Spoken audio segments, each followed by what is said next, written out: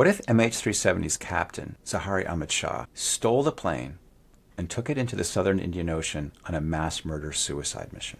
If that happened, then we know from Inmarsat data that the plane flew south for 6 hours and then sent a final burst of signals which were recorded and indicated a steep dive into the southern Indian Ocean.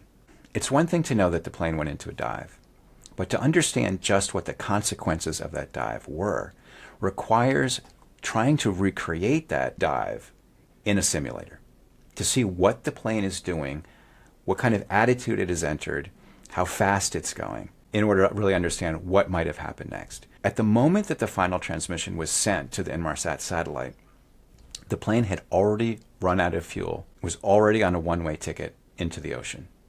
How long that flight took, how far it went in the course of that trip, is what we have to determine if we're going to try to find the plane on the seabed. An effort that has so far been unsuccessful, even though an area the size of Great Britain has been searched. What are the remaining possibilities? To try to get at that, we're going to go inside a flight simulator where the pilots are trying to exactly recreate the data as it was received by Inmarsat.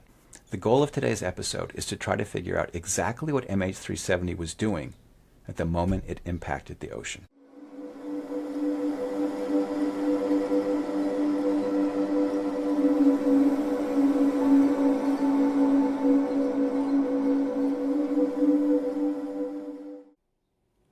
Hi, this is Jeff Wise, and welcome to episode 4 of Finding MH370, the second season of the Deep Dive MH370 podcast. I'm a science journalist specializing in aviation. I wrote the book, The Taking of MH370. You might know me from the Netflix documentary series MH370, The Plane That Disappeared. Thanks for joining me. As I'll say, as I always do, that if you enjoy what this podcast is about, please hit like or subscribe. You'll notice that things are a little different this episode. We've decided to, since we're taking the podcast in a different direction, focusing, it's more of a solo act on my part. We're doing more expert interviews. Decided to call this something different. It is a continuation of the Deep Dive MH370 podcast, but we're calling it Finding MH370. Hopefully that will make everything a little clearer in viewers' and listeners' minds. I'm excited for my interview today with Erin Murphy, who's going to shed some light into what happened to the plane if it did go into the Southern Ocean. And if you stick around after that interview, we're going to have a special community radar with Emily Morgul, the social media director. She's going to have some really cool information that a reader sent in about possible landing spots in Kazakhstan. So let's get right to it. Erin, I want to thank you so much for joining me today. I've been wanting to have you on for a long time. I want you to start by telling us where you made this video of the final minutes of MH370's flight, if it did go into the Southern Ocean. You made this at a flight simulator facility that you work at near Toronto, Canada. Could you tell us a little bit about it? Yeah, absolutely, Jeff. It's great to see you again. Thanks for having me on the podcast. The video footage we're going to look at is from the uFly simulator 777-200 sim that we have there. It's an exact replica, exact scale, and the accuracy of that flight deck, I would say, approaches 95% when you're just looking at the physical flight simulator itself. And we're located just near the Pearson Airport at Myerside and Dixie Road. Okay. And so this is a facility that people can come and use for entertainment. It's not really used for training pilots, but it is a pretty good demonstration. I think that most likely the electronics, the avionics aren't maybe 100% faithful to what a 777 actually is like, but in terms of aerodynamics, how changes in engine power would affect flight, attitude, and so forth, I think it's quite a good simulator for this purpose, which is to try to find out what would have happened to MH370 in its final minutes based on the Inmarsat data that was retrieved. If the plane did go into Southern Indian Ocean, this is what would have happened based on what we know. That's correct. The Southern Indian Ocean scenario, which you've explained fully in season one, absolutely, that was a fantastic job explaining that possibility.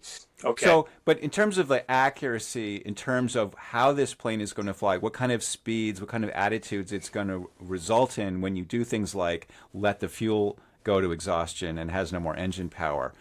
In that regard, I think what you're going to get out of it is a pretty reasonable simulation.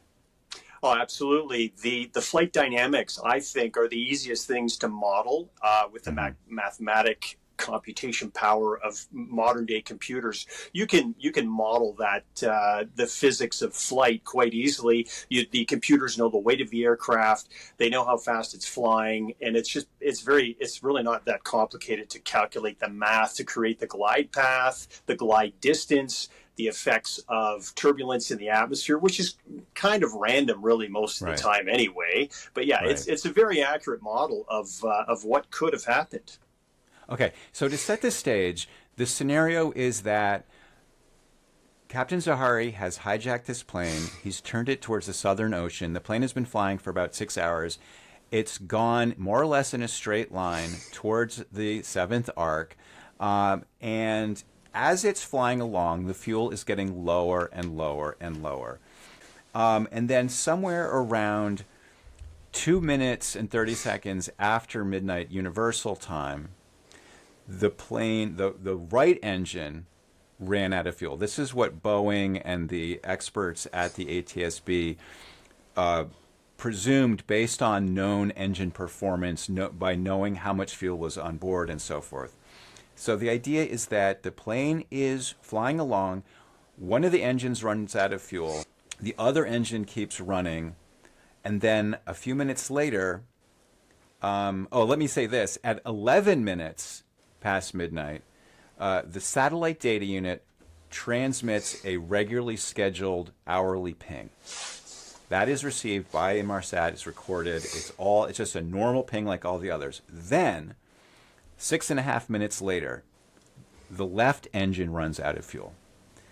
And what happens next is essentially a big part of trying to solve the mystery of MH370. What did the plane do in those moments after it ran out of fuel?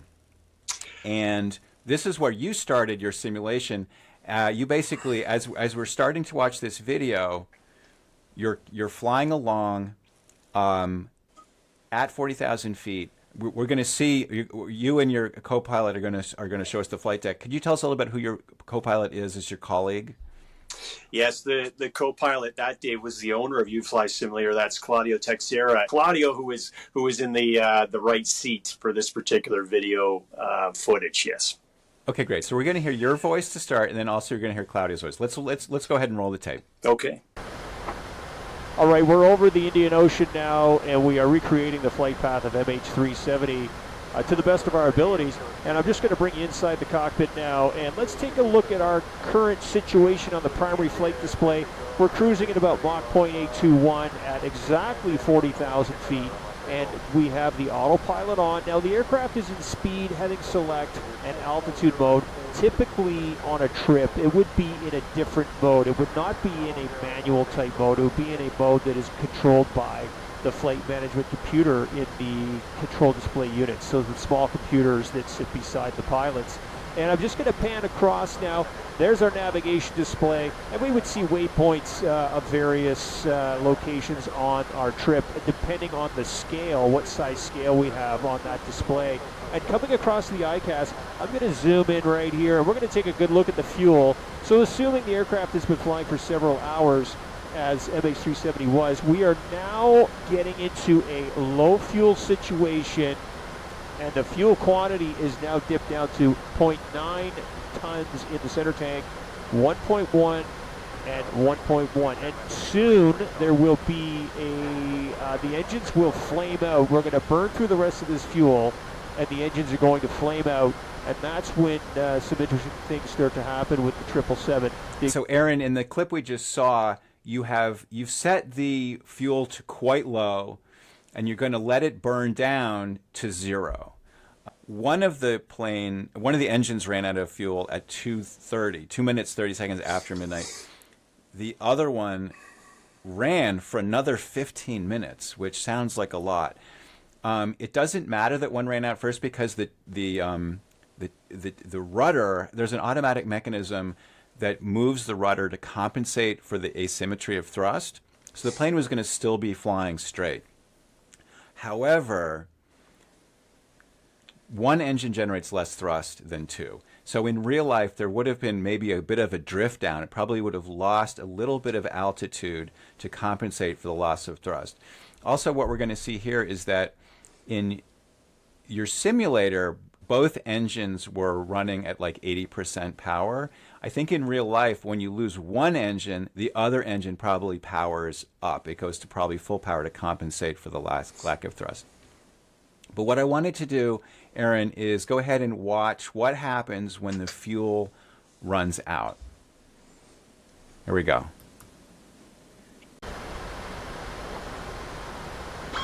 All right, we have had the left engine flame out now. It's official. The beginning of the engines flaming out has now started. We'll continue to watch the engines, and there, the second engine just flamed out. We are officially out of fuel. Looking on the right side, the captain's instrumentation has now got dark because the aircraft is on battery. I'm going to come around to the front here, and I'm going to start the stopwatch now. We need about 3 minutes and 40 seconds. Let's see how the performance is on the way down here. And Aaron, just to let you know that the warning that we're getting is, number one, the autopilot is disconnected. So the plane is starting to descend at a rate already at 3,200 feet per minute. We're still keeping the speed though, and the plane is still descending pretty straight. It's not turning any way at all. Okay, so what you're talking about is all these alarms are going off, and because the autopilot has disengaged, because there's been a temporary power interruption, because the engines are running the generators are providing the power. You lose the engines, you lose the power. It takes time for the APU and the tail. We've talked about this in other episodes. The last fuel in the fuel line is going to allow the auxiliary power unit and the tail to start up. That's going to return electrical power. In the meantime, the rat is going to deploy, and we can talk a little bit about that. But what's really interesting is this plane now has no engine thrust. And people tend to think, oh, the plane without engine power is going to just fall out of the sky. That's not what happens. Not at all. A dual engine flameout is extremely rare, but I always direct people to the most famous case of a dual engine flameout would be Sully's flight into the Hudson that day. That was a fully controlled descent, and the landing was perfect. Well, so one thing we don't know is what, if the plane did go to the south, what Zahari was doing. Was he trying to do a miracle on the Hudson? I mean, obviously he's flown all this way, presumably to commit murder-suicide. There is no real good outcome here, but he might try to glide it and have a slow, lingering death, or he might try to plunge it straight in. But what happens at this stage is that the plane, sort of left to its own, is going to enter into the nose is basically going to fall. It no longer has thrust. The plane basically wants to fly at the same speed without engine thrust. The way it does that is by converting some of that altitude into energy. It's going to basically turn into a glider, as you said. But it's not going to plunge. It's not going to plummet. It's going to be a pretty moderate rate of descent. We're going to watch what happens as this evolves. What you guys did here was not have your hands on the controls. Just let the plane do whatever it wanted to do. So let's go back to the tape and see what happens. The plane currently, by the way, is at 20, as I'm pausing this, it's at 24,000 feet. I'm sorry, it's at 38,000 feet, so it's lost about 2,000 feet, and it's flying a little bit slower than before, but it's very similar to where it was when it ran out of fuel. So let's see what happens next. Correct? All right, so I'm just fixating here on the instrumentation, and so checking the time again here. We got 49 seconds, tons of time, and you can see the descent rate is not that extreme. It is sort of stabilized, and the airspeed is actually stabilized less than cruise. And just for the sake of, not driving everybody crazy, I'm going to get rid of the autopilot disconnect warning there. I know that wouldn't have happened in real life, but the autopilot disconnect triggers that warning, and then the pilots must stop the warning, and that's what I just did, just so it doesn't drive us all mad. Okay, so you guys have turned off the alarm just because it's annoying, and the plane is now starting to enter a bank to the right. And again, this is something that you would see in real life where there's just little bobbles and stuff. I think you actually talk about this on the tape, but the plane is now going to be entering in. If you take a plane up, and I've tried this in a Cessna, and you just let your hands off the controls, it sort of falls into a gradual spiral. And you'll get what's called a spiral dive. That's a very common end state for planes that are out of control, pilots confused or incapacitated. But you're not doing anything at this point. No, we took our hands off the control. We were on the autopilot, so your hands are not on the controls at that point anyway. You're steering the aircraft with the mode control panel, which is up at the glare shield. Altitude, heading, and airspeed is located on the MCP. So we let it go. We let it flame out, and I knew it would be a very gentle change in the dynamics of the flight just because of experience with flying. And as you mentioned earlier there, the speed of the aircraft will maintain pretty much where you were. The nose will dip down a little bit to maintain the airspeed because the elevator is trimmed to maintain that speed. The aircraft is in trim for that airspeed. The scene that we're at right now, the stage we're at right now, is that the plane has run out of fuel. The RAT has deployed this little windmill that is generating electricity, enough electricity and hydraulic power that you've got this primary flight display, you've got your flight controls, and you have enough hydraulic power to move the flight surfaces. What happens next is that the generator in the tail, the auxiliary power unit, or APU, has restarted, or it's in the process of restarting. That is then going to supply electricity to the satellite data unit, which had powered down due to the engine flame out. Now that's getting restarted, and then what that's going to do is that at 19 minutes past the hour, it's going to send new signals, and those signals are going to include metadata that will allow scientists to determine the rate of descent of the airplane.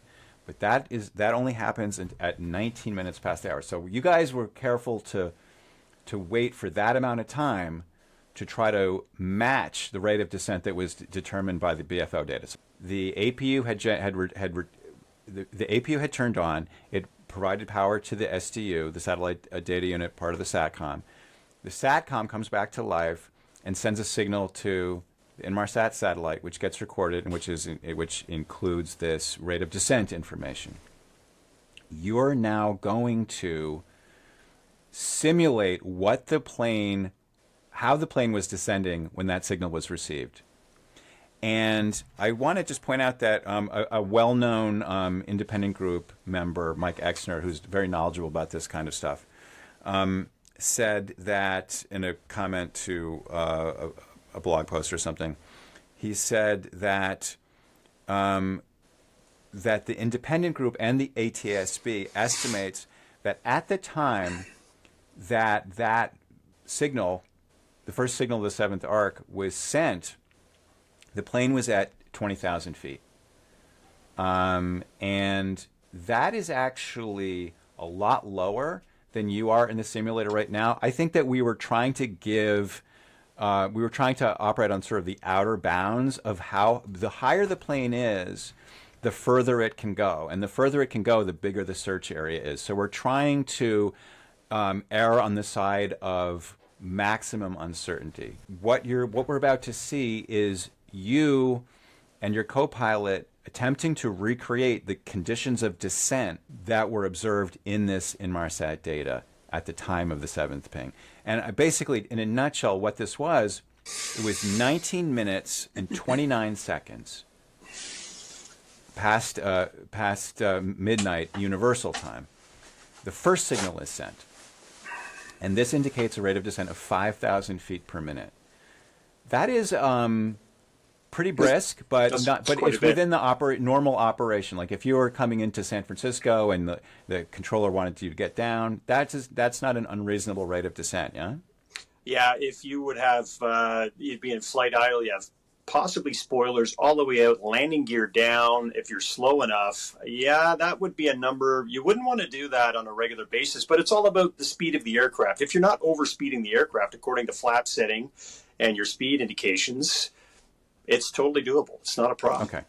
So 5,000 is within the normal realm. It's the high end. It's the high end for sure. High end, but normal. Mm-hmm. And then that's at 29 seconds past 19 minutes. But then 8 seconds later, at 1937, the rate of descent is something on the order. It depends on variables. It could be a little bit more, it could be less, but it's somewhere in the order of 15,000 feet per minute. How would you characterize that?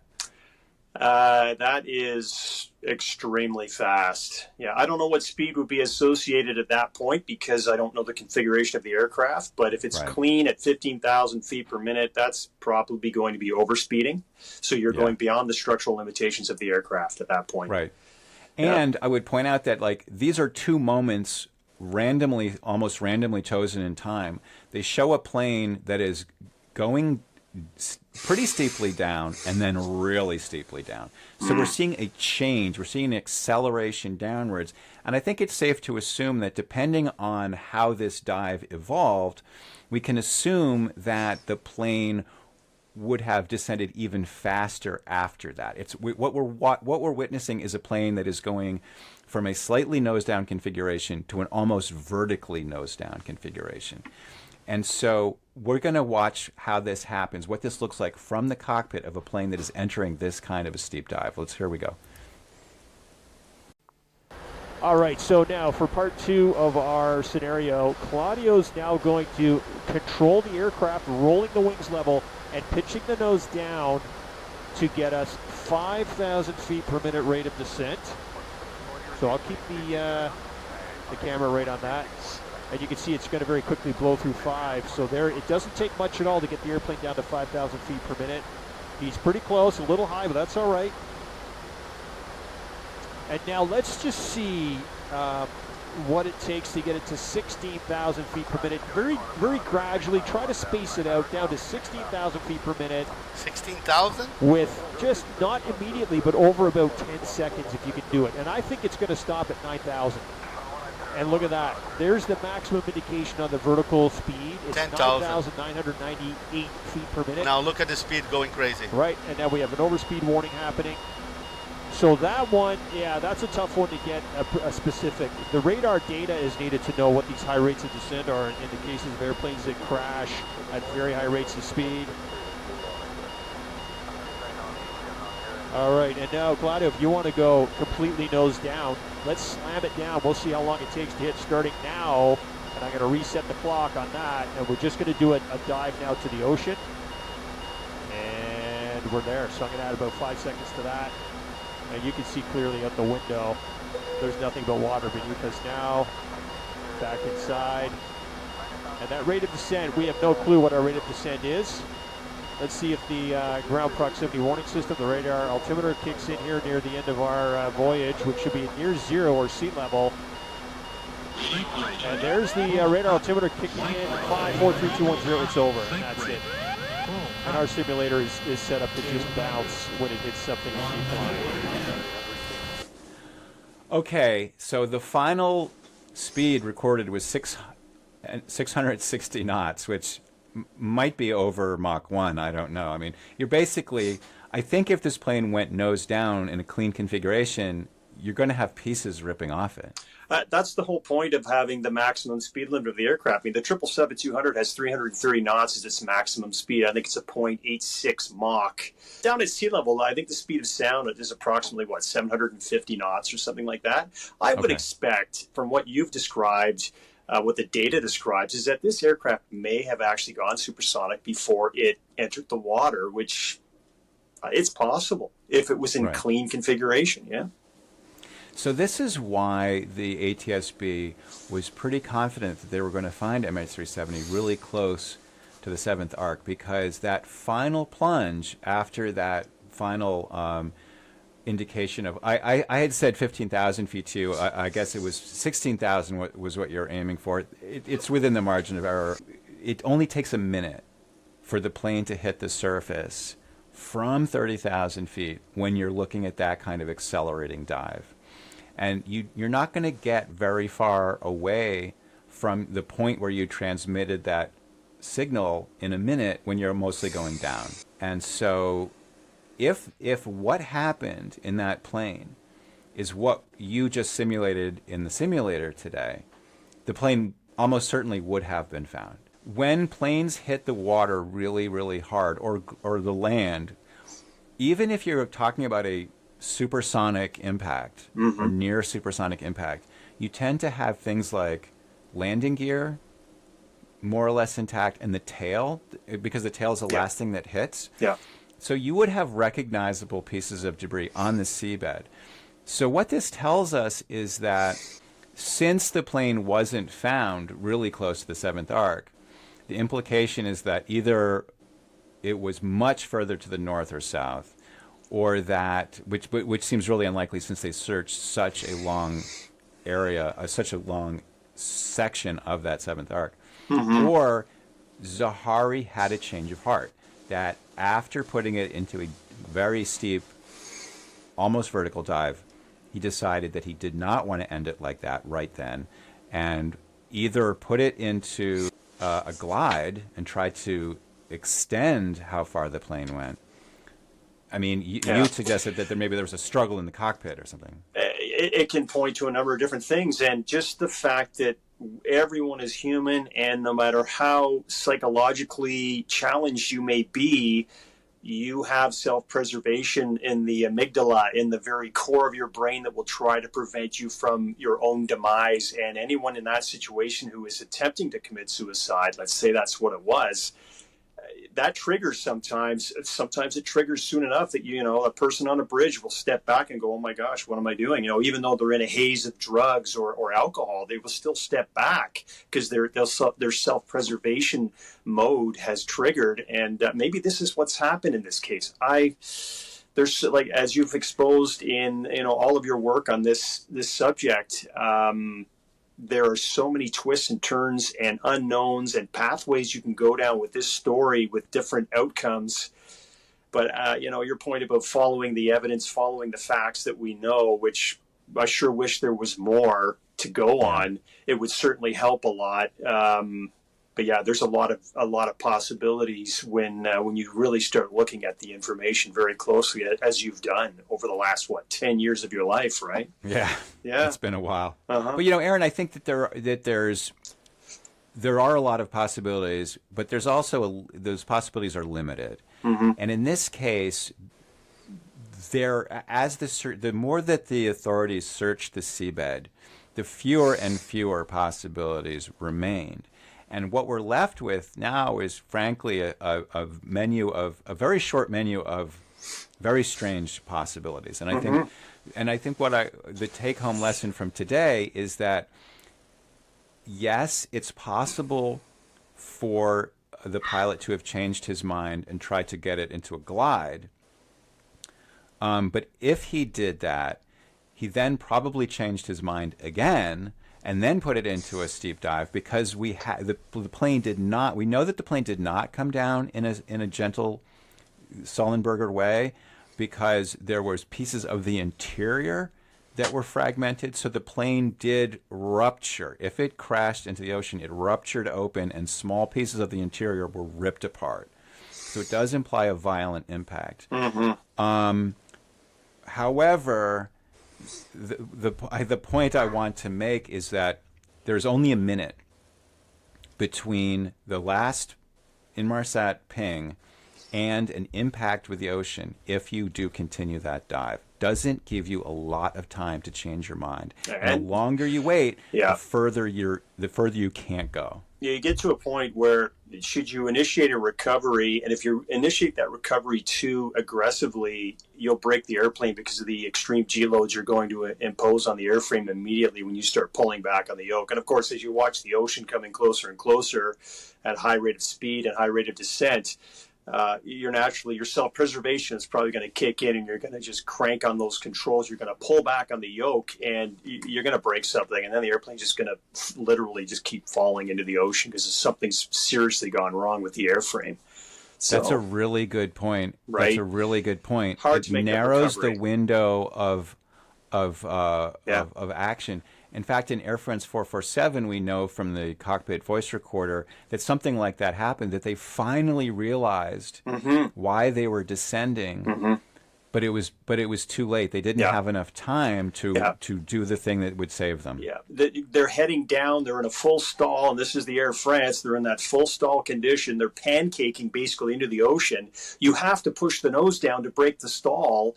They probably had the thrust at maximum thrust already, and it just wasn't enough because they were in such a weird stalled condition. You have to push the nose down to break the stall, because the stall is about angle of attack. It's not about airspeed whatsoever. It's about breaking through a critical angle of attack. So that's a good point. You need space to recover. Yeah. It takes time. Yeah. It takes vertical space to recover. Yeah. And so if you're near supersonic, have a change of heart, you can't pull back fully on the controls. There's a speed, maximum maneuvering speed, or maneuvering velocity, where you have to be careful not to go too fast if you're in turbulence, for instance, because the plane can break. It can't take unlimited G-forces. So exactly. This is all real interesting food for thought, and I think, Aaron, this demonstrates my philosophy, which is we can understand the mystery better by looking more closely at it. We knew that the plane had sent signals at the 7th arc. We knew that it implied certain rates of descent, but it's not until you took this data and tried to recreate it in the simulator that we really understood what that meant in terms of how the final moments of this plane would have played out. And it really demonstrates how narrow that window of recovery would be for the plane to have gone into a glide and wound up beyond the search area, which was, I think, about 40 or 50 nautical miles beyond the 7th arc. Yeah, for sure. And it's hard to know what more to add to, this part of the story, because we have limited information, limited data. You can play out a lot of different scenarios in your mind. And I think that's what a lot of people get caught in. As you've mentioned, people get onto something where they're thinking, aha, this is exactly what it is. And as soon as you get that bias going, everything you see adds to that. And you've called that something in one of the episodes in season 1. I can't remember what it was called. Confirmation bias. Oh, absolutely. And don't we all suffer from that at times? As soon as you get onto that track, a little bit of that good old human obsession gets going, and suddenly you think you're right, and nothing can change your mind. And that's the most dangerous point you can be in with anything, because then now your mind is closed to any new information, right? That's such a core idea. Yeah. I mean, one of the real core ideas of this podcast is that the authorities were very confident that they knew where they would find the plane. They ultimately realized that one of their assumptions must have been wrong because the plane wasn't there. So the question became, well, which of our assumptions was wrong? Right. And if you're too wedded to your ideas and you're like, no, all of my assumptions must have been right, they're all good assumptions. So it isn't like, so at this point, the question isn't like, what theory do we find most appealing? It's like, what are all the assumptions and how could they have gone wrong? We need to try to keep in mind a lot of different possibilities. Right. Not have a beauty pageant and try to choose the one that's most appealing. Exactly. And, you take the word assume, as most of us have heard this before, you make an ass of you and me. And it's so fitting to this situation, because people are so willing to just get caught into that mindset of, aha, like I said, that's exactly what's happened here. It must be. What else could it possibly be? But as you're pointing out time after time, whenever you're going into a particular scenario that maybe someone has asked you to do on the podcast, or something you're coming along with in your information, you are constantly stopping yourself because you're seeing the flaws in the data or in the information. And this is like watching a fantastic series on TV, like a Sherlock Holmes or something, where Sherlock is trying to solve the mystery. And, he steers us through all these different ideas and all the evidence that comes up, but he points out how it doesn't quite make sense. And that's what you're really doing with this is, well, what is the answer? Will we ever be able to figure this out? I'm not so sure anymore because it's so convoluted. Well, I think that we can. I am assuming that we can because I want to do everything that we can. And it really is a collective effort. And Aaron, you've been so helpful and so supportive and so willing to, and you're so game to try out things like this simulation we just went through. So I really appreciate that. I want to thank you for taking the time again. Let's have one more shout out for the uFly sim. It's available for, tell them about the website. What's the URL that they can go to find it? Just search uFly simulator. It's going to take you straight to the web page. It'll take you to, if you just Google that or search that, you're going to see the uFly simulator website. Click on the link, away you go. You're going to see my smiling face somewhere in the pictures on the front page. And Jeff, as I always say to you, we have this fantastic simulator at our disposal. I just ask you to use it as much as you need to for this podcast. The MH370 story to me, as I've said before, is extremely important as well. CNN and Martin Savage came into uFly simulator 10 years ago when that aircraft went missing. They spent 1 month there trying to figure out and hoping the aircraft would be located and they could report on it and all the information would come out. They gave up after 30 days because the story went cold. It's like, wow, this is just incredible. So my link to the story is almost as strong as yours. You've obviously done more work. You've done more research. You've made it a core point of your life. But I feel like I'm an important part of the story because I have access to that simulator. We can bring people into that simulator either in the podcast or, they can come and visit themselves and fly that thing, and it's a lot of fun and it's extremely educational. It's a very good simulator for learning all about flight and the 777 in particular. Fantastic. Well, we'll leave it at that. Again, Aaron, thank you again so much, and let's keep working on this together. I'll see you on the next one, Jeff. Thanks so much. Okay, thanks, Aaron. I want to thank Aaron Murphy so much for bringing us into his flight simulator and sharing those results with us. It's quite illuminating. Let's move on now to my favorite segment of this show, Community Radar, where we check in with what people, listeners, readers, just people out there in the world are thinking about MH370. And to guide us through it, we have, as usual, our social media director, Emily Morgul. Emily, how are you? I'm great. How are you, Jeff? I'm doing great. What's the buzz? What are people talking about? So actually, we had a longtime fan of the podcast. Her name is Keely, and she went down a rabbit hole of research, which we love here, right? Yes. And she did extensive research on all of the possible airstrips along the 7th arc.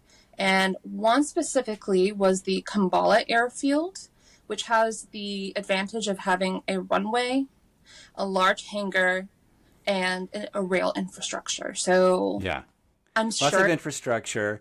Yeah. She uncovered. She was very exhaustive. Actually, she's an amazing researcher based out of the UK. She's kind of private, so I don't want to talk too much about her details. I don't even know too much of the details, but she is indefatigable. There, I risked saying that word. She's tireless in her pursuit of clues and stuff. She's actually worked on a bunch of stuff, and she's always sending me information and stuff she's found. But this was a really interesting one because as I've talked about, I got really obsessed with this Russian territory on Kazakh soil where they launch all these rockets from. I didn't know until Keely started doing all of this research that there's other places in Kazakhstan, also not too far from the 7th arc, actually more reachable given what we know about the fuel load that MH370 had. And this one, I think, of all the ones that she found, some of them had different kinds of drawbacks. Like some of them were just really stretches of road more than proper runways. There was some really interesting ones, but they would have required the plane to kind of turn back and go back the way it came, which seemed kind of implausible to me. she likes this one. I like this one. It's really cool. And I want to thank her for making a video about it. And she taught herself Google Earth Studio, which lets you make animations from Google Earth. So let's talk about some of the interesting things, why this is such an interesting airstrip. So for me specifically, when you take a plane, right, a 747, that's a huge piece of equipment. 777. Yeah, sorry, 777. It's a huge piece of equipment, and it's going to need a huge amount of space to be able to dismantle it properly. And you need some place that's deserted enough so that nobody... And some privacy. Or if some people come across it, like by accident, they're taught not to ask questions. Yeah, you don't want that. So this place is called Kambala. And it has a really interesting history. Yeah. So actually in my notes, it said that Russia has been long been suspected of using this as a missile test base. You know, I'm old enough to remember in the 80s when Ronald Reagan wanted to create this sort of anti-ballistic missile shield called Star Wars, and he was going to spend all this money. And then, of course, we basically won the Cold War. A lot of people credit Reagan for that. And some people say that his decision to spend billions and billions of dollars on Star Wars helped bankrupt the Soviet Union because they just couldn't keep up with the spending required. This place, Kambala, is actually an anti-ballistic missile test range. Interesting. So it is potentially interesting, just as there were all these kind of curious resonances with the launch facility that I was so interested in at Baikonur, that had these historical resonances with the space shuttle, where they were trying to keep up with our space program. Here again, we have what looks like a facility that has historical resonances and shows how the Soviet Union was trying to keep up with us and kind of bankrupted themselves in the process. It's still a Russian base. It's like Baikonur. It's leased by Russia from Kazakhstan. But you're right. This would be a perfect place to A, land it, B, maybe hide it. I hadn't really looked at it. There's hangars. I mean, maybe I should take a look at this. It would be really interesting if they built a hangar like a month before the plane disappeared. You know, my famous obsession with the dirt pile in Baikonur. But I don't know. What do you think? So as I'm sitting here thinking about it, I'm thinking about the corpses that would have been aboard the plane. Right. What was it, 239? 239 minus whoever was the perpetrators, I guess you'd say. Yeah. So 200 and we'll say 38 people. Right. That's a lot of people. That's a lot of corpses to have to move. Right. So, and that's going to take a significant amount of time. That in itself is going to take a significant amount of time, plus the dismantling of the plane. So I think that if they had the resources there from either beforehand or they figured out how to put those resources there to make their job easier, I don't see why it couldn't be a possibility. Because we've already established that Russia does some James Bond-like trickery. So when you think about it realistically, how difficult would it be for somebody to land a plane in the middle of nowhere? Yeah. Well, I mean, I think what this shows, like, it's frankly, it's pure speculation to try to say, well, it was this, to say it was this runway, but it does improve on, it does sort of, I would say, eliminate some of the problems that Baikonur had, namely that it was hard to imagine how it would get all the way to Baikonur on the fuel load that it has. As I say, I think this one would be easier to get to, although I haven't done the fuel calculations. But there's options. I mean, I think that the real take-home from this kind of research is that there are multiple options. You can't say, well, they couldn't have taken to Kazakhstan because there's no place to land. Well, no, we know because of this research that there's places to land. So I think we should leave it at that.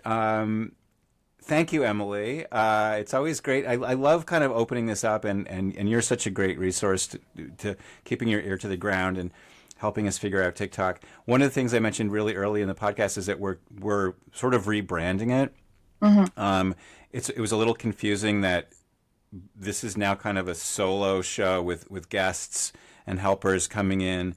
It's not this kind of two-handed version that it was before. So I'm calling this the second season of Deep Dive MH370, but the podcast itself is called Finding MH370. We have the findingmh370.com URL, which we're going to be sort of focusing on.